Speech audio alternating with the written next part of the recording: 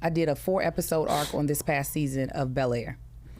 And somebody had put on Threads, oh my God, Angel has finally made the big leap from social media to television. Not knowing. I went from television to social media. Absolutely.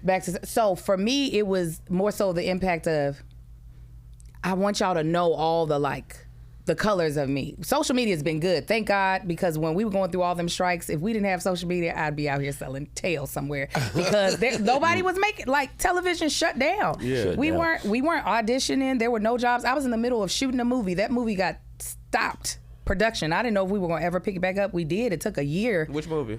It was called Sharks in the Water. Oh, okay. It ended up being on, y'all know that app that failed. I don't know, but it sounds like I see why they shut down production. The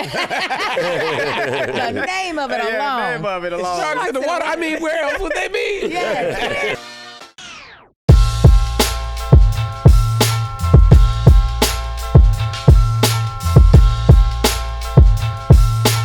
I be moving around too much. Come on, man. Talking with my hands. I remember I was on MacGyver one time. You know, they switched directors every episode. And there was a new director. He was like, yeah, you're kind of talking with your... Mind you, it was like season 4. You know, you're talking with your hands a little too... I said, hey, man. Shit. Hey, man. I know what I'm doing. Okay? We on season 4 or 5. These hands is in here. These hands in here. Bozer talks with his hands, okay? Right. So I'm going to need you to take your guest ass and go sit in the guest seat. And I guess you need to get the out my face. This is your first episode? Yeah, this is first episode. You're kind of talking with your hands. He thought he was telling me. Anyways, Angel, come on. I be turned up sometimes, man. Hey, man, welcome to another episode of Killing It. I am very, very excited. We got a phenomenal guest. That's our word. Is it? Y'all like phenomenal? Yeah, because you know the other podcast, he always said illustrious. Oh, we got illustrious. But we saying phenomenal. Yeah, we got like phenomenal. it. We different. Something like a phenomenon.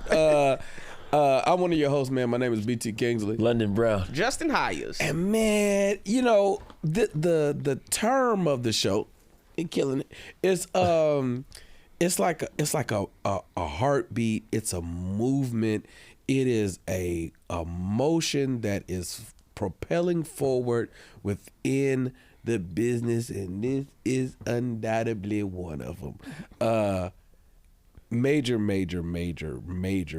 credits. She's hilarious, first and foremost, hysterical. One of my favorite people to work with.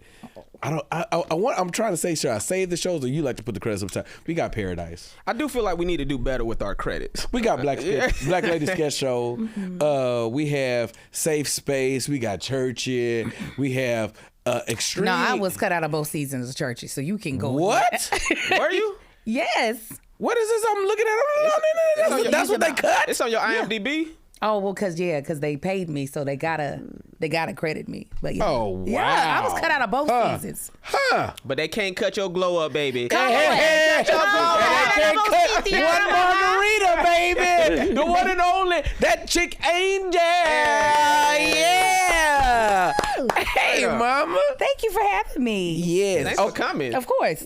Okay, so we had two things. One that was when you had left out. Just London was like, have we met? She was like, yeah, we definitely met before. Yeah. And then I told her I have face blindness, so I don't be remembering Then people. London flipped, he was like, but how was your hair? He was like, that counts. Come on, man. No, that is very Eurocentric. That is Eurocentric. No, it ain't. Black Y'all switch your hair a lot. No, I used to tell black as women black men, y'all should be used to this by now. Yeah, I won't. How many times black women change up their hair so that you got to lock in on a different feature? You probably had a ponytail. Yeah, you got a side ponytail. I worked on this. I worked on balls with this woman. I worked on balls with this woman, and I have to go be a presenter at some award show. I get out. Fortunately, I'm cool. I speak to everybody. I spoke to her. She's like, "So you don't remember me?" I'm like, "Well, first of all, when I went back to the show, she had like a bob cut." Bro, when I started to think, the hair was laid down and moving around and flailing around. I'm like, that hair color, the chop of the cut, all that make it different. But the face stay the same. I ain't had no work done on my face. Now the face is the same. Your face that hair bad. I'm telling you, I'm the same way. I'm the same way. That's why also the flip side is sometimes I've had women who've got something done to their hair, and it'd be like they got some highlights just redone, and I'm like, they were like, so what do you think? Like, it look the same. Well, listen, now that I can understand. No, but at least you know who the person is with the same looking type of hair. Yeah, that's fair. That's fair. The test, because we about to figure out the first time I met you. Yeah, I can't wait to hear what you think it was. So in my brain, please. there was something that happened on something you were producing, and you hired me to work with somebody. Yes. I was working with Angelina. Yeah.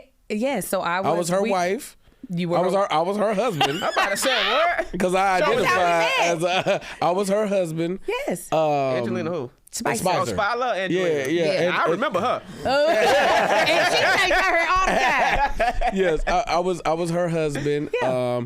And you were producing something like you were the producer, and I want to say the creator, but it was like all moms. Yeah. It was like all actresses who were, I told you it was through Angelina. You were like, no. Angelina was who was like, oh, I have somebody. His name is BT. He's super cool.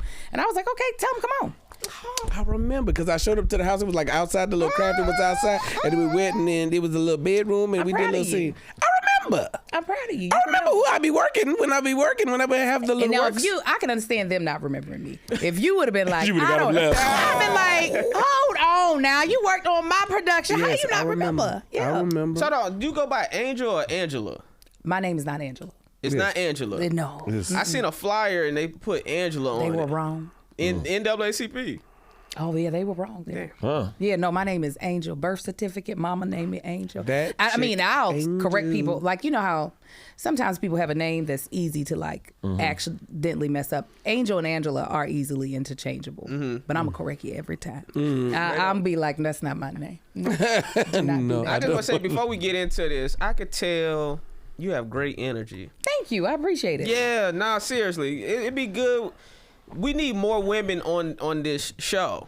And so just in general, because y'all always have the best energy, y'all uplift us, and I just wanted to give you, as a black woman, your flowers. I appreciate it, Justin. I do. All right, so I want to start here. Okay. We've had this conversation a couple of times. There'd be shows, everybody trying to work, and then there'd be that hot show comes out, it's amazing. Everybody's talking about it. We're all tuned in, dialed in, and oh man, this is a thing. And then season 2 is about to happen.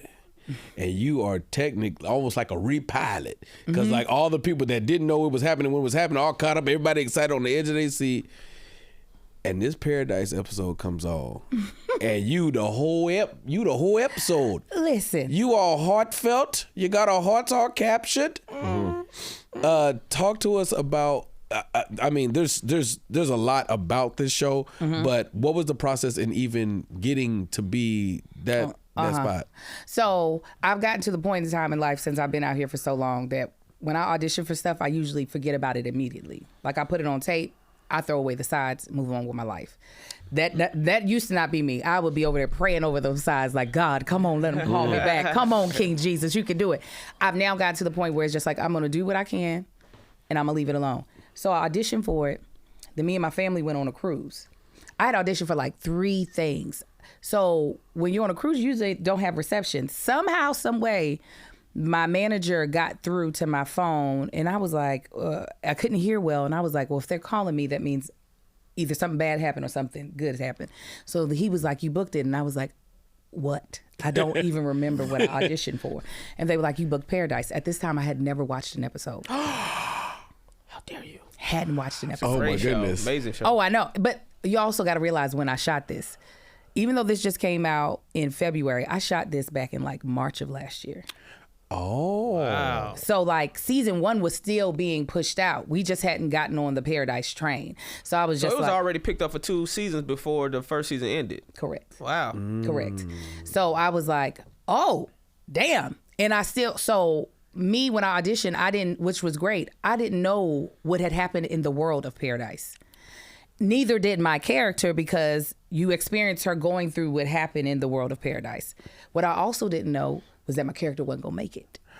Spoiler alert. Sorry. That'd be good timing for this, though. We should be We don't know by now. They didn't plan on watching it no way. Yeah. That's a fact.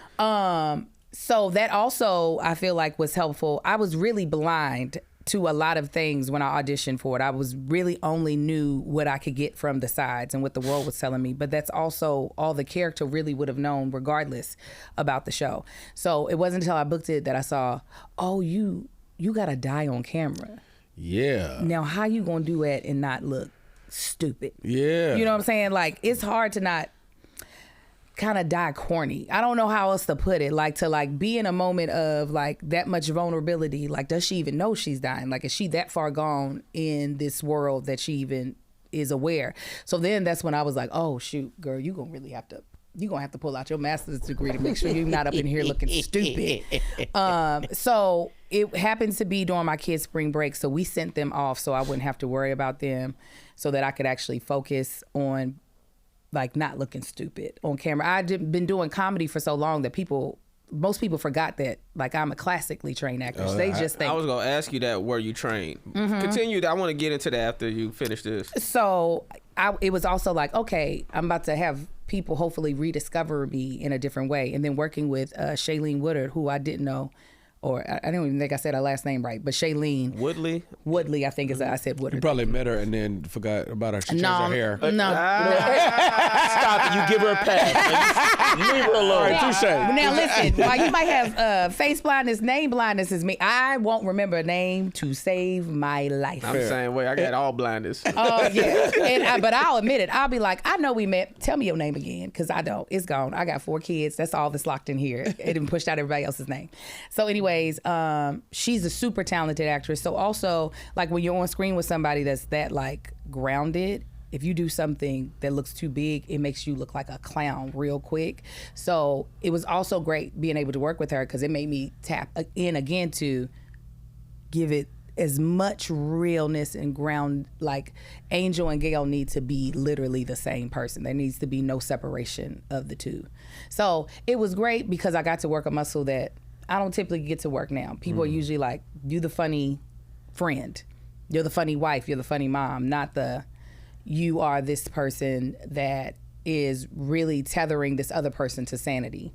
And like you are her North Star because she doesn't have anybody else in her life. So it was nice to be able to do that, and for people not to just think of me as, I love being considered funny. I feel like that's a blessing that God gave us that I don't think we realize how powerful it is that we can change the mood in a room with just a couple of words.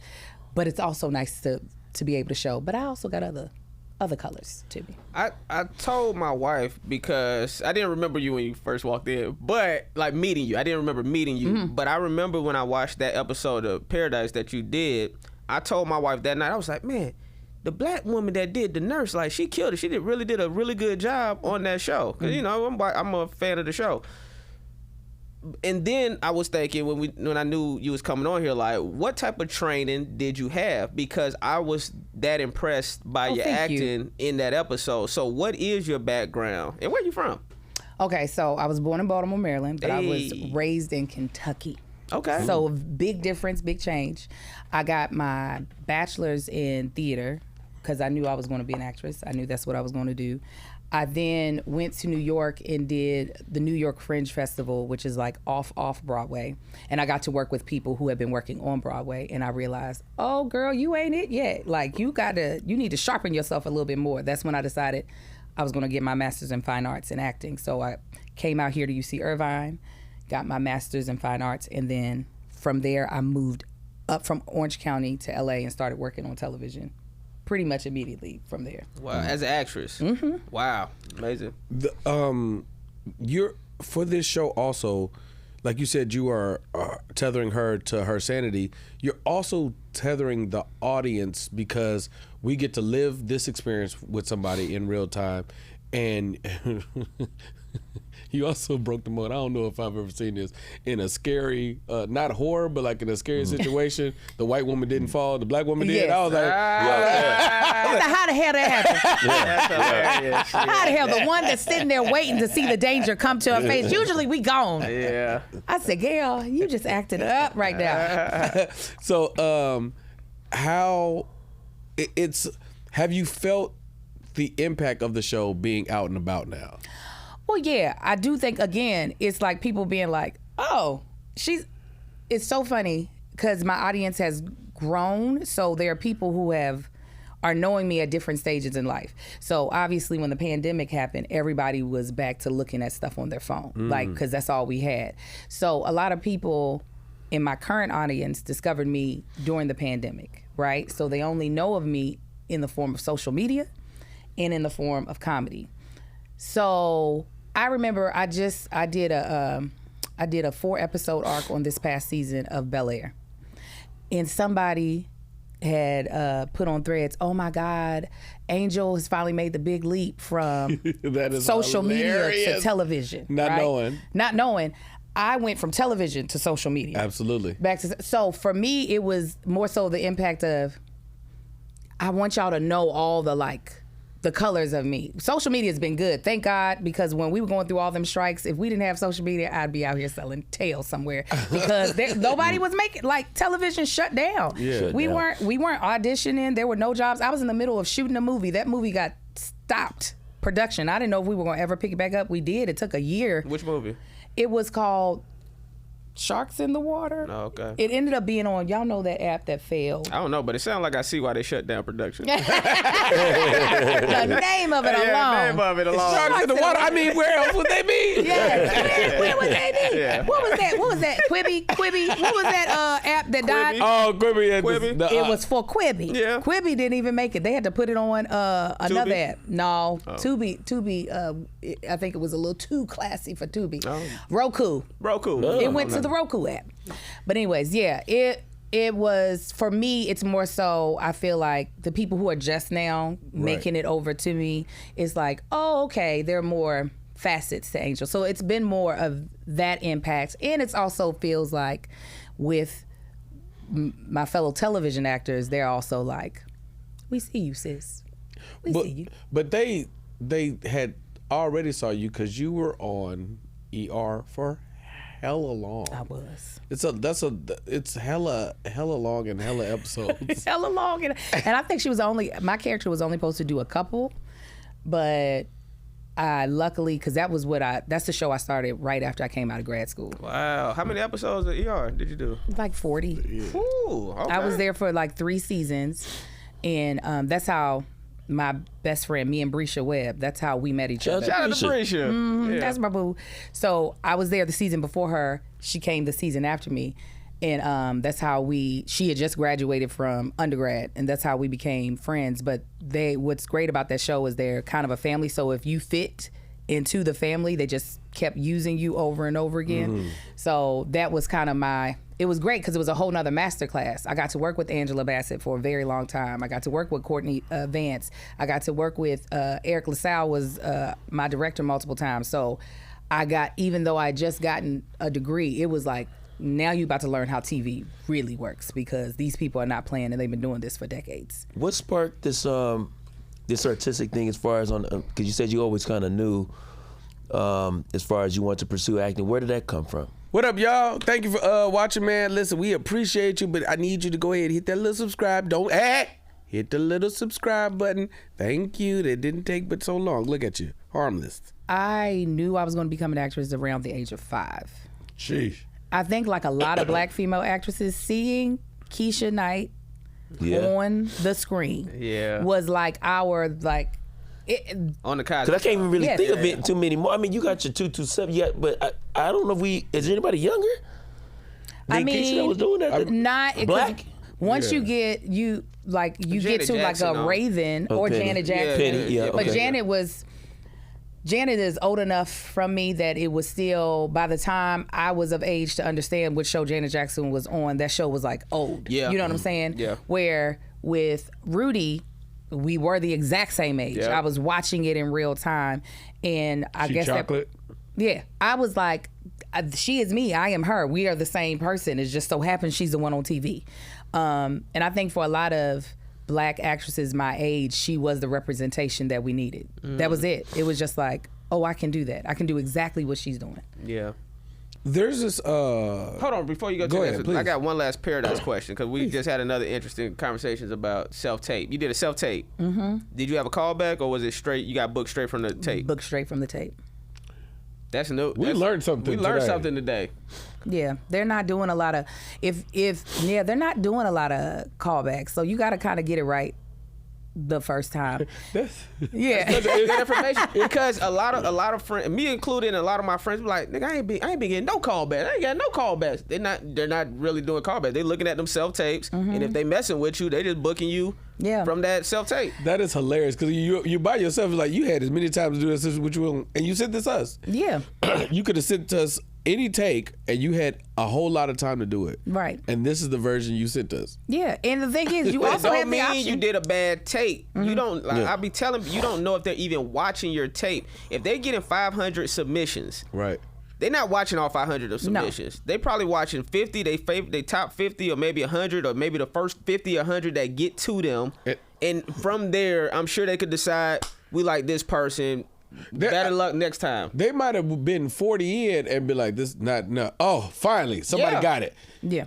Yeah, that's what happened with Neil. Yeah. That's what happened with Neil with Barnett Hill. Yeah. Martin seen his tape, and he was like, "Yo, cut it. We don't need to see nobody else. This is the dude." Now that's the one show I did have a callback for because they had me do the sessions. It was an actual virtual session. Okay. They didn't have me submit a tape, but that is so rare. But also, I already know a lot of shows that have any type of throwback appeal to them, I ain't gonna book them. I needed to have been famous in the 90s or the early 2000s because so many shows need that like draw of the familiar face. Mm-hmm. Like I'd be like, thank y'all for considering me, but what's Tisha Campbell doing? Right. What's Trishina Arnold doing? Because I already know the way it is hard to get television shows greenlit and on the air. They be like, we need a face that's gonna make people tune in now. Yeah. There's a concept that I have in my head, and I'm pretty sure I've heard it from actors in LA of the third season thing.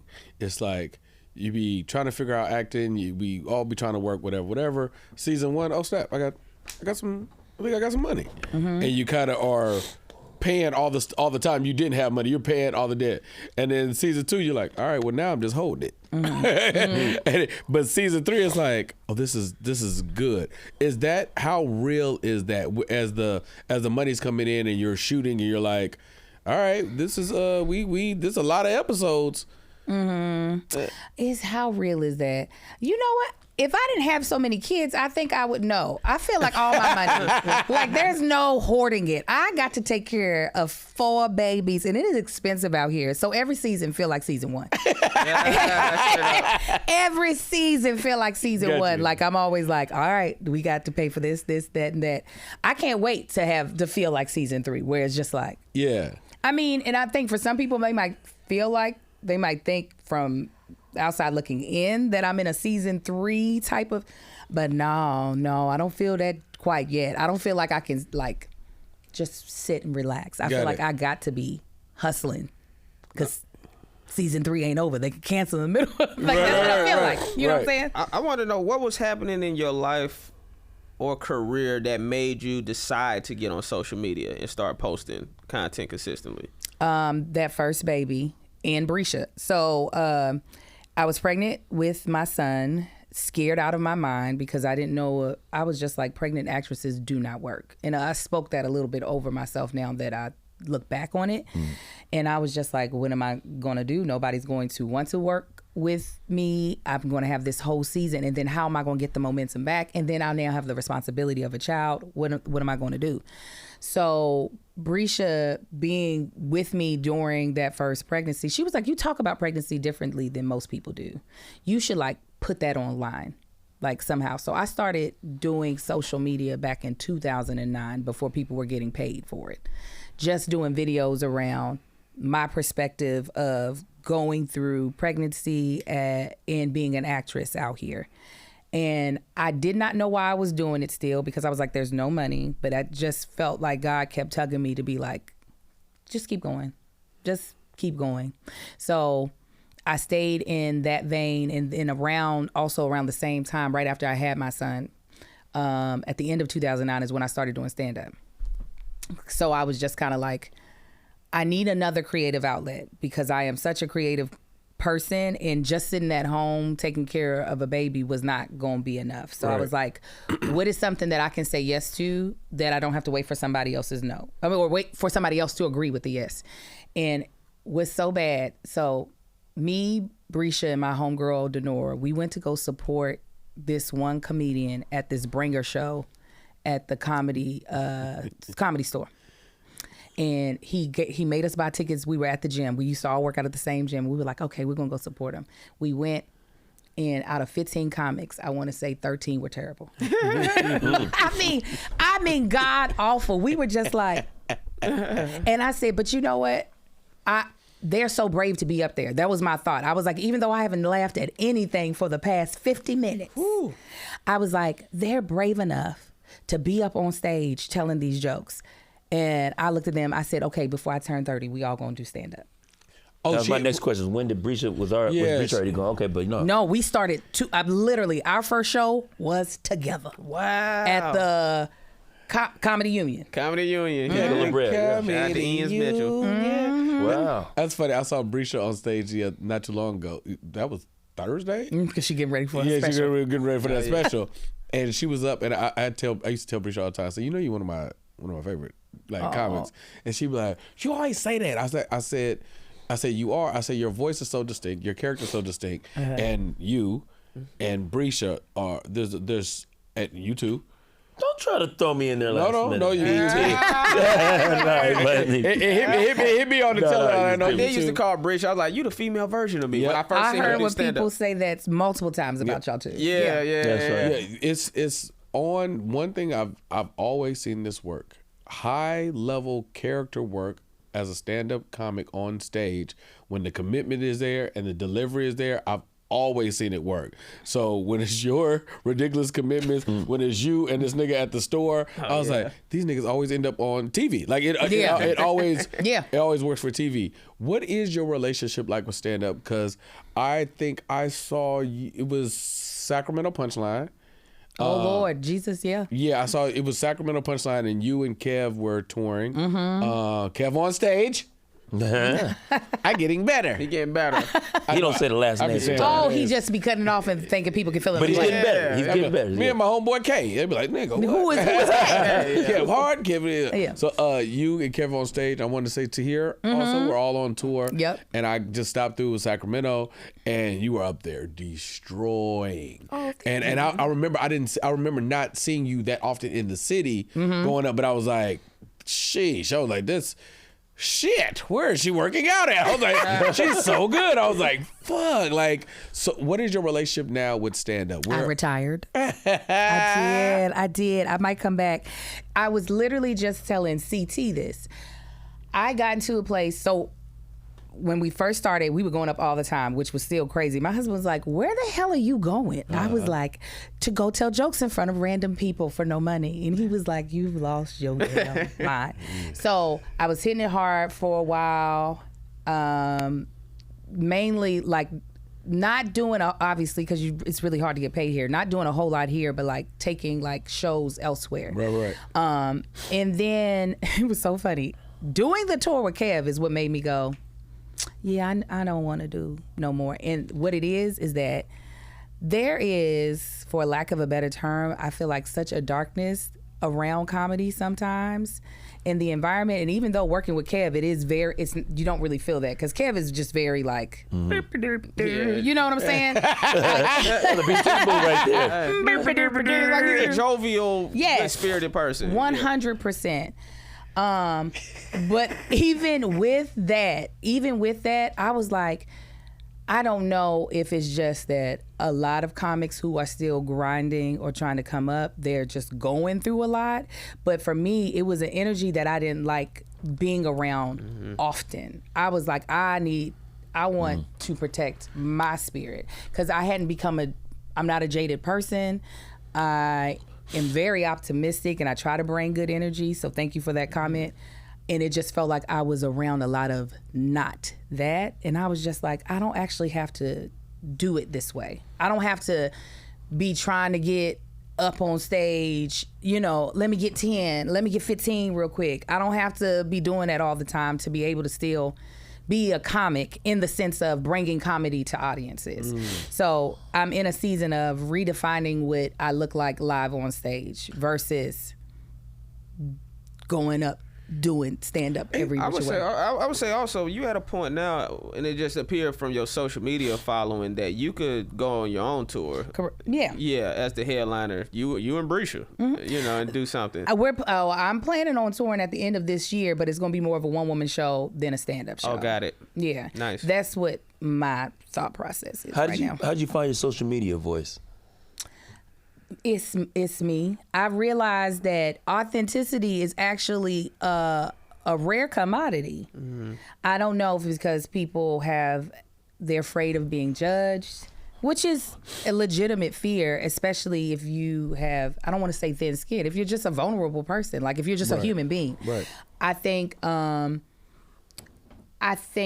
have never really put a lot of value in other people's opinion of me. And I think that's the only reason why I haven't gotten jaded about this career as much, because, we get told no 50 million times just to get to one yes. And if I could let those no's dictate how I felt about myself, I would probably be depressed, or at least doing some cocaine or something to like to get through. Just a little bit of what? I gotta do the cocaine. Just a little. That toot. So I think that in the... We're joking, kids, if there's any kids watching. We don't do that. Yeah. We don't do that. I think that in the traditional lane of entertainment helped me for social media to where I could be myself and just be okay with... And I also know a lot of people who want to respond negatively about me personally. It's just typically a reflection of how they feel about themselves. So it's actually less to do with me and more to do with them. So it makes it a lot easier for me to be like, oh, well. Well, how you feel about when you do your white tea talks? Do you feel like you get a lot of like backlash? Do you feel like people... When I do the white tea talks, I don't feel like, well, every now and again there's some pushback, but my thing is always like, before you disagree, just go do the research first. Just go find out. Because I know sometimes just because you haven't heard the information or the idea doesn't mean that it's incorrect. You just aren't, you don't know it. Mm-hmm. So it's just like, before I know it sounds, I'm like, slow down and process and just say, well, hey, for example, I tell somebody that's uninformed, I say, hockey comes from black people. I know it's a bunch of white people doing it, but it comes from us. What are you talking about? Oh, slow down. Mm-hmm. Go look. Oh yeah, that was. There's a lot of things that are like that, but so I try not to take it too personally and just it's like, it's because also too sometimes you can beat people down for not knowing the idea. But what I like to do is I like to deal with people with some gentility. So, because I know what that is. Now we gotta get at the sword dictionary. Gentle like. Yeah. Oh, okay. Oh. So when people come back, I don't want to. He's so stupid. She got a master. 2 of them. She got 2. Okay. We see you. This way, when people come back, I'm not trying to, because ultimately, I'm not trying to make people feel bad. I want you to get the information. I want you to be exposed to this idea so we can ultimately grow together. But let me ask you this too. Mm-hmm. With you being so heavily involved, obviously, with your family and the support there, what are small ways that your husband has been able to support you that have been impactful? Oh, anything that I could have been mad about, he's madder about it, so I don't have to. Yeah. Ooh. So like the energy that when I take a L to the face, like whether it be losing a job that was like going to be life-changing or just anything, or being cut out of a show that you just like, how the hell did that happen? I don't have to take on all that emotion. he'll do it for me. Like, I got people like, I never thought about it. I got people that, and I've almost had to tell them, like, I've kind of gotten over it. Yeah, it's cool. Like, that's nice. No, but they shouldn't have did you like that. Like, he be on that tip, and I'd be like, I don't even have to worry my body with all that energy. You got it. Appreciate you. In the beginning of my career, he was the stability. Like, we didn't know when I was gonna book something, when I wasn't, because I was recurring on ER. We didn't know when I would have an episode, when I wasn't. So, and even him moving out here, he had no desire. I imported him from Kentucky. He had no desire to live in California. It makes sense because he's a big buff Negro. He's a big one. He's a big Mike, isn't it right? Yeah, he looks Let's like get the name right. Big Mike. Yeah, he's a big one. So even him moving out here was him supporting me. And I think it's also a part of why I have not gotten like jaded. Yeah, are there parts of the career that be pissing me off? Absolutely. Right. But I have always had something that was more important. Yeah. It's so easy to get caught up in, why haven't I popped off yet? When's my next big thing? Especially when you are worthy of all of those things. And for some reason, it's not, the stars aren't aligning. But at the end of the day, this is acting. So, you know what I'm saying? Yeah. I have a whole person that would literally kill for me if I need be. And maybe if you don't need to, he might just for fun. Marcus don't play, because y'all connection is so specific, and people in real time get to see it with the social media connection.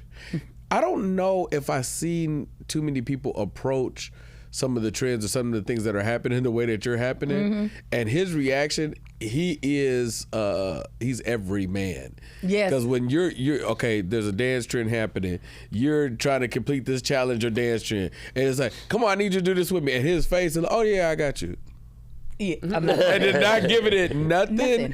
And as soon as you're done just walking off, I was like, boy, I just want to go watch the game. I was like, will you please leave me alone? He hates all of it. And people are like, he's acting so well. I'm like, he's not. He's not acting. He's not acting. He is like, if we could stop doing this foolishness. And I'm like, but we're not. We're not. Okay, let's set up for the next thing. He absolutely hates it. However, he love you. He love me. And it's giving him, which a little bit of a softer life. Like, he was a blue collar man. Wow. I'm talking about calluses on his hand. He was an electrician by trade, worked in construction. So I'm like, now all you got to do is do a little TikTok dance with me. Come on. All right, so hey, since we're here, hold on, before you get into that, I know where he's going. When did he decide to start doing videos with you? Okay, so it was like a 2 stages. So we started our podcast that we've had together since 2016. This will be the 10th year of our podcast. So that was like me slowly edging him over. So he still had his regular 9 to 5, and I was like, if we could just do this, because what was happening is that people, when they start to get invested with you online, when you're selling your authentic self versus a product, like I'm not selling knowledge. Like, he's giving people more information about something they might not know about. I'm not selling a certain like product or talent. It's me that you're kind of getting, my perspective on things. People started wanting to see the other parts of my life. They're like, there's something else that's affecting your life. What's he doing over there? So I was like, come get on camera, please, with me. So that started in 2016. Then when the pandemic happened, we started looking at the numbers, and I was like, you're making me lose money by going to work. So if you could come over here, because we make more money if you stop working. That's how that ended up being. It ended up not making sense anymore. For like, I was having to turn down so many opportunities because your ass is at the airport doing construction. If you could just come back home, we make content together, we make this money over together, I can go do more speaking engagements, more touring, because by this time, by the pandemic, we had all 4 of our boys. I was like, I can't do that because you at work, you come over here, we make more money. So see, now that goes perfectly. Now, right. This is me being full bird talk. Okay. You be as transparent as you want, but the numbers specifically, how okay, boom, this is me on He ER. would love to know your banking account routing number. Tell me how much money Yeah, so ER as an actress, this is what I'm getting in, this is what I'm doing touring wise, and this is what I'm doing social. What do you see is the more dominant space and the most lucrative? For me right now, social. Yes. Social is. Which platform also? Well, Instagram and TikTok, mostly Instagram, because Instagram still has the 40-something-year-olds, and the 40-something-year-olds have disposable income. So I make my money mainly off of brand deals because I can convert viewers into buyers of whatever the product is. So brand deal wise, I typically make 6 figures every year. The first number is not 1. That's brand deal. Then stand up, if I'm on tour. Because I feel like y'all just got off tour. We did do a tour. Like a little short, yeah, we did a little. Cities. And that went really well. We, Kev on stage has such a big audience. If you go on tour with him, you're going to be in front of a lot of bodies. And then they also like to buy merch. So merch is, I get paid well from the tour, but also selling products also helps. So touring is usually lucrative as well in a shorter span of time, but it asks for more energy. It asks for more like coordinating of things. Yes. Where a brand deal, I can shoot a nice lucrative brand deal in 30 minutes in my kitchen, edit it and send it off. Versus we got to book a flight. Okay, you got the kids for this week. I'll be back. You know, it's a lot of so touring when I am touring, it's just, but it's all, again, it's a lot of work to put on a tour. Television right now, that thing be so up and down. I'd be like, last year was great, or next year. So did we qualify for insurance this year? Wow. Did we get the health insurance? Yeah, that's some real stuff. So it just, television has not become the most lucrative. It ain't been, my ER days, yes. Starting on, it was amazing. We ended up buying our first house because ER was so regular for me. But then I got pregnant, didn't have ER, and I was like, oh, how we about to make? They took you off ER because you got pregnant? No, the show ended. Oh, okay. So I made it all the way to the the series finale. So the show was gone. I tested for 3 pilots that year, hiding my pregnancy. I was strapping my stomach down so they wouldn't know I was pregnant, because I was like, I'll have him before we go into, I was like, I had it all planned out. Tested for 3, which was kind of unheard of. Didn't book none of them. Not near one. I was like, oh my God, what are we gonna do? How are we gonna do this? Yeah. And it's been crazy ever since. Like nothing has ever felt like this is going to be the boat that like sails me on to my dreams at all. And it was and then you went full pivot for socials. No, I ain't never full pivoted.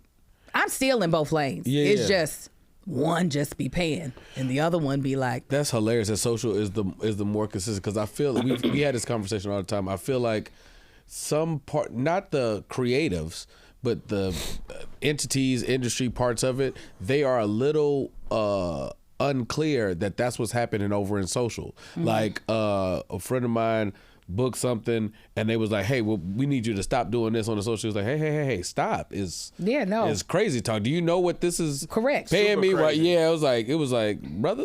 I had booked a pilot for CBS. Rust, I can't remember it's something Rust in the name. Anyways, and we had to do carve outs because I have the podcast with Kevin, I have the podcast with my husband, and then I have another podcast that's more seasonal. And I had to tell my people, I will turn this down if they don't allow me to do this. Because what it was going to do was cut off all my brand deals, because you can't really align yourself with any brands, especially if the show is, selling ad space. You can't then be like, they got a Tide space and then you on your social media talking about gain. It just doesn't. Wow. They were like, we would have to approve any brand deal did. So I was like, well, you're not going to cut out my podcast, because my podcasts are making me enough money that I'm not going to throw this away. And if this show does not go or gets canceled, you just stopped all of my momentum, and trying to gain that momentum back is not going to be easy. So luckily, I did that because the show did not make it out of its pilot. We shot the pilot, CBS didn't pick it up. And had I taken all that time off, because we had to wait like 2 months, it would have been a thing of y'all didn't hurt my pockets, and I don't know if I can get that money back. Hey, you got some podcasting tips? What you mean? Yeah, you doing some good numbers over there. You want to know? Yeah, I'm working with some great people on a great podcast with great guests. You know what?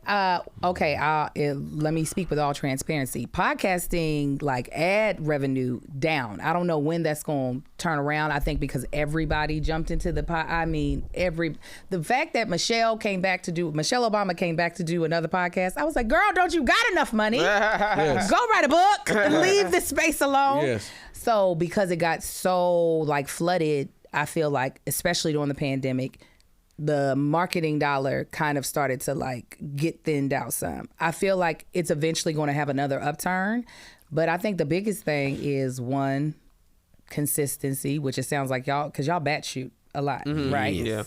Consistency, and then however you all are cutting y'all's social clips, like to get the eyeballs, because all of y'all have large online following, but that doesn't mean all of them are watching a full episode of this. Right. So Absolutely. just trying to figure out a way to convert those eyeballs, as well as a clip can go viral.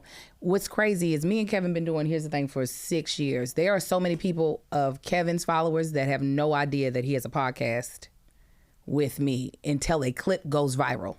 Wow. So we speak of that, couldn't have been a better transition. You're an actress. I'm doing these things. I am a trend. I am a thespian. It is beautiful. I'm a mom. I'm producing stuff for myself. I had these podcasts, and then all of a sudden, out of nowhere, I ain't gonna say fucking around, but fucking around on Here's the Thing, do a ditty that turns into this damn hit. I know. How do we get to One Margarita? This is out. I was a good song. Yeah, it's like I saw it happen in real time, but when it becomes this thing, where is your mind at? Like, this is happening. This is that. I was like, Lord, what is this? This is pure foolishness. This is not. It's not on your bingo. It couldn't have been on your bingo card. Wasn't on my bingo card, but I am the stupid chick that's always, don't let me get drunk. I'm a freestyle. I'm just gonna freestyle. Half of it ain't gonna make sense, but there'll be a couple of fire ass bars here and there. Yes. So I was sober, obviously, on Here's the Thing, and I was just like, ooh, this sounds like, and luckily me and Kevin have created an environment for each other that we trust each other. So he's just like, oh, you want to do something dumb. Let's do something dumb in this moment. I knew that the little snippet would go viral. I didn't know that it would have life outside of the online. Like, that's the part that I don't think, that definitely was not on my bingo card. I was to have Cindy Crawford shoot a music video with me. I'm like, where y'all went to Canada and got this woman to come down here? Like, what is really to have Sexy Red do a remix of the song? Like, I was like, what is happening? I am 40-something years old. Get it, sexy? Yeah, pretty much. So no, that was one of the craziest years. It was fun. It was definitely fun. I loved being in that space, and it showed me how much I put myself in a box. Nobody else thought of it as a joke. The record label didn't take it as a joke. You know what I'm saying? The rappers that came onto the song, they didn't take it as a joke. Yeah, this is a hit. Yeah. So it was really very much so like, what is this? Yeah. Like, and I was like, I'm over here like, oh my God, this is so dumb, da da da. Nobody else was saying that but me. Yeah. I when I saw it, I was like, because it could come across as a spoof, like a parody of a rap song, but then when you got somebody like Sexy Red saying her booty hole is brown, you could take your Margarita song as a real deal song because you have other examples of female rappers that got something that's so absurd, outlandish. That's like, okay, if she like, she'll put it in her tush.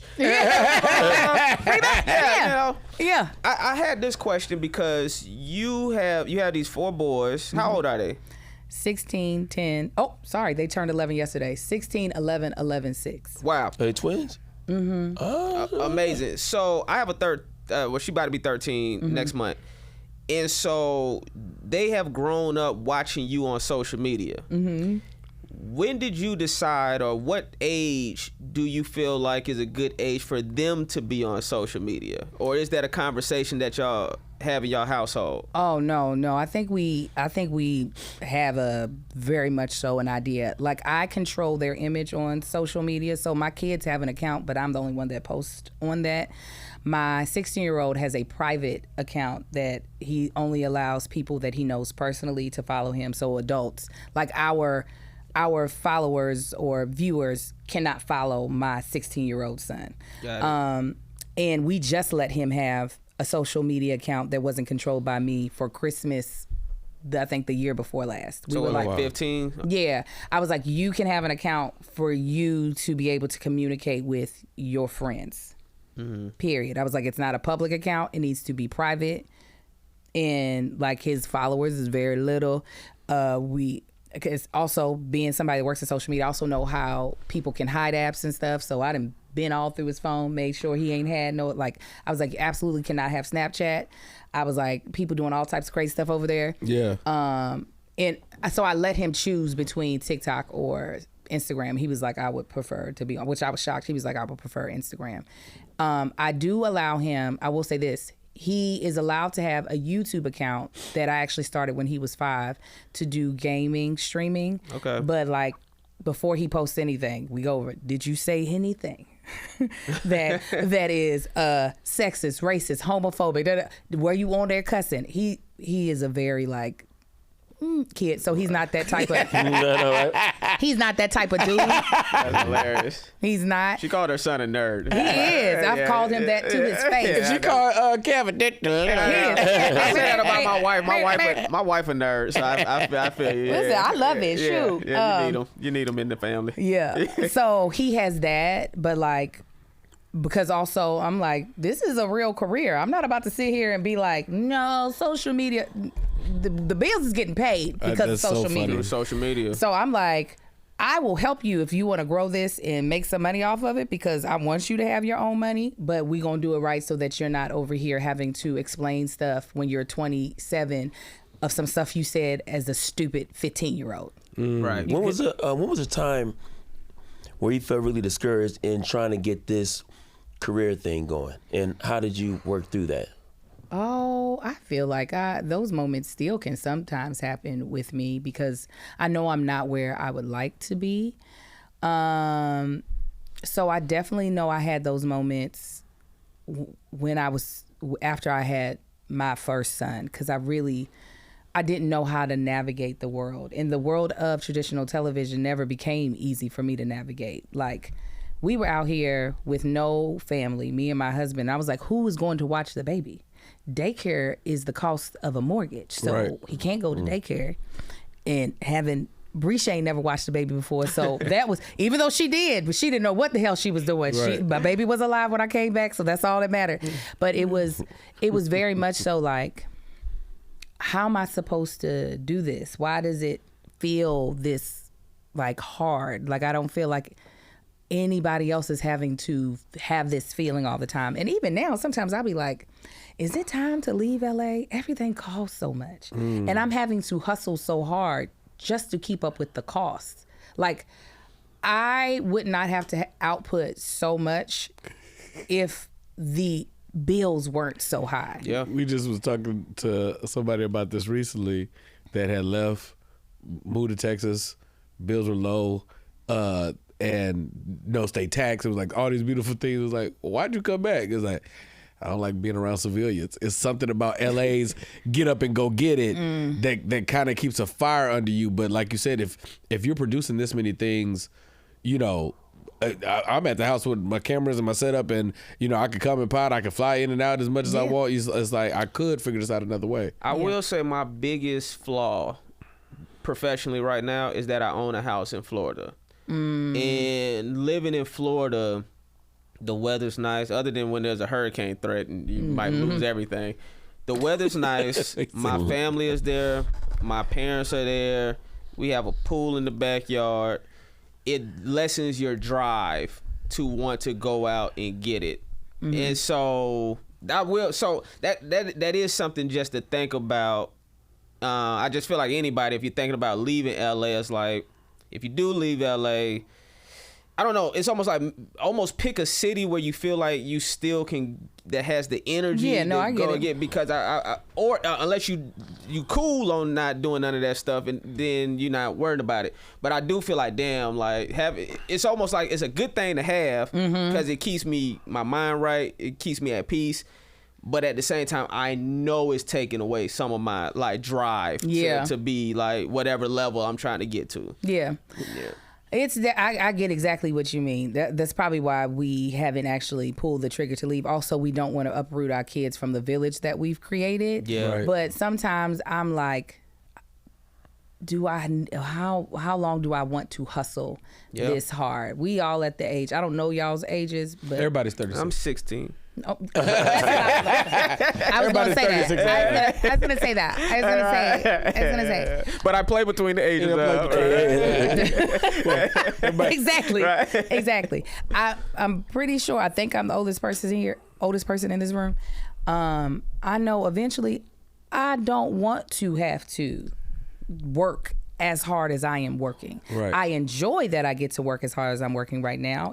I know it's a blessing, but I know eventually I'm going to want to be like, all right, I'll do a couple of podcasts in the week, and then I'm going to be Straight with up. my family. Yeah. So I feel you. So I feel like I'm not in the season where I'm ready to do that, but I feel like sometimes to answer your question, in this season where everything is so expensive and I'm constantly having to figure out what the next idea is. Yeah. That I'll be like, is this the person that's clocking in is not necessarily having to figure out the next idea. Now, do they get to have as many like big moments? Do they get to have a one margarita moment? No. Right. But they do get to have like the good feeling of once they clock out of work, they ain't got to think about work again until they clock back in. Right. Since you brought up one margarita, I want to touch this too. Did you always know Saucy would be Saucy Santana ended up on the remix? How did that choice come about? Because I feel like it was doing really good in that community also. Oh, listen. I love me my gays. And we knew when we took the song to the record label, we knew that we wanted the remix to go over into that, to be like, here's a gift. Yes. Because they were already had it up in their clubs. Yes. Okay, they would like put it in my tush, right? And I was like, you can have it. Stuff it in. Stuff it in. Saucy is a pause. I usually don't say pause, but I felt like that one was necessary. Oh, just for me. You just said the stuff it in. I just said stuff it in. We're going to clip it. It'll just kind of linger in the air. I need to pause myself. I'm listening. Saucy Santana is a trailblazer. Like, he's one of the first out gay rap and extremely feminine gay rappers. Right. So, and he was killing it. Like, he had a couple of hits back to back, and he loved the song. Like, he was excited so me and him talked on the phone, and he was like, I absolutely want to do it. And and he also has a great social media presence as well. Saucy is hilarious. So Where's Saucy stay at? He in LA? He in Miami. Oh, Miami, okay. Mm-hmm. It's either Miami or Atlanta. Sometimes they seem like the same place to me, actually. It's probably Atlanta, if we're being honest. But he had great social media presence, so it's also really good marketing too, because he's not just a rapper. He is a actual digital entertainer as well. What is the relationship like with Fuse? Because you have 3 shows over there now. Well, when the Kev on Stage Studios app went night-night for the rest of its life. It go bye-bye. It went bye-bye. It go bye-bye app. Fuse licensed pretty much all of our content. Got it. And I had 3 shows on the app, so. Wow, that's amazing. Thank you. But you have ownership in any of them? All of them. Woo! Ooh, blessing. Come on now, blessings. That's three blessings. That's three blessings. Three blessings. Everybody like a good blessing. Yeah. Go ahead, do all your right, thing. we got a game on this show Okay, I love a good game. called Kill It or Let Live. Ooh. Okay, kill it. I'm gonna throw out a topic. You gonna say whether if you like it, you gonna say let it live. If you're not messing with it, you gonna say kill it. I love a good game. All Okay, right, I'm ready. kill it or let live. Your husband taking a trip to Colombia with his homeboys, but he says he's not taking his cell phone.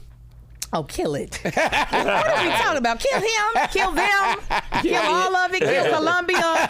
What are we talking about? Kaboom, Colombia. All of Colombia? Like, everybody get it. Yeah, I mean, what? We can't even go to Columbus, Ohio without a cell phone. What are we talking about? Okay, kill it or let live.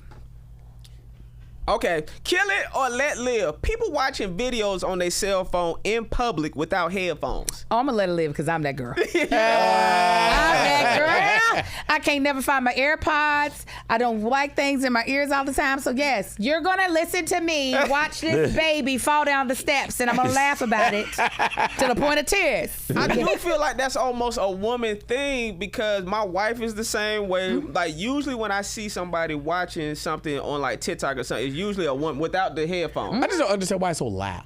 I don't mind it being Because out. everybody else is loud. We can't hear it over the rest of the world. Oh, so we're out louding each other. Yes, yes. Y'all hush, I can hear my show. Right. All right. Kill it or let live. You the richest woman in the world. Okay? You are I was about to say, we can let it live. Is there anything else? There's more. Oh, no. You're the richest woman in the world. But your husband have to hook up with Michelle Obama. Let it live. Have a good time. Have a blast. Tell me about it afterwards. Hope y'all had a I blast. heard that. Are you kidding That's a team player right Oh, there. hell yeah. That's a team player right there. Man. Absolutely. I wasn't expecting that after the first hand. Oh, yeah, he would be pissed if I said, he'd be like, so you just don't want us to be happy. It could be Michelle, Barack. I'd be like, you still gonna have to take one for the team. Whoever it is on that card, you gonna have to be with. We gonna be rich. Kill it or let live. People bringing emotional support animals on planes. Man, I really... No, let's kill it. Let me tell you, if it's not a real service dog, because emotional support animal is just, you don't want to be alone. Okay, to get an actual handler, get a person to be with you. A service dog is different. You can't actually move throughout life without this person. So we going to kill emotional support dogs. Okay. Right. Kill it. This is the last one. Kill it or let live. You're the biggest celebrity of all time. Okay. You have the most followers ever. But you have to go back in time and be a slave for 3 days. Oh, no, we'll be right here. No. No, let me tell you, I was not built for slavery. I know that. That's why God let my ancestors go through it and not me, because they would have killed me real quick. They were like, you are worthless. I'd be like, I am. But they really tried. I tried, but I can't. I can't. Hot out here. It's so hot. My pressing curl won't stay. You don't recognize me without the pressing curl. We're going back. She go back to comedy. She go back to comedy. Another game. Okay. Is Last game. Last game. We should let them know that. This is the last game. Okay. Yeah. you keeping 3. You kill it. What's that? Kill it. Sure, yeah. It goes with Yeah. the kill it, yeah. Keeping 3. Killing 6. Yeah, It's that blind. sounds good. I'm gonna just name them off. You proud, Dad? Yeah. Pretty good, VT. I'm gonna name them off, and you don't know what's coming next. So I have to kill in real time. I can't just wait and listen. Nope. Okay. All So right. it's nine folk. 9 something is coming towards me. It's 8. 8. It's so 5. I'm sorry. 3 5. 3 5. Okay, I was about to say, I thought you said 3 6. 3 5. Got it. Yeah, double masters. Black movies. So I have to decide right now. Yeah, here they come. What's the Let it category live. again? I missed the category. Black movies. Black movies, okay. Oh no, that's the category. That's the I thought category. that was something I had to kill. Okay, no. okay, got it. Yep. Okay. Oh, this is gonna be simple for me. Go ahead. Okay. House party. 1. Uh-huh. We're gonna let it live. That does make a difference. Okay. You holding on the house party. Okay, cool. Waiting to exhale. We'll keep it. Okay, you only got 1 more. No, I'm not. Oh, I can only keep 3. you only can keep keep 3. it. Okay, go back.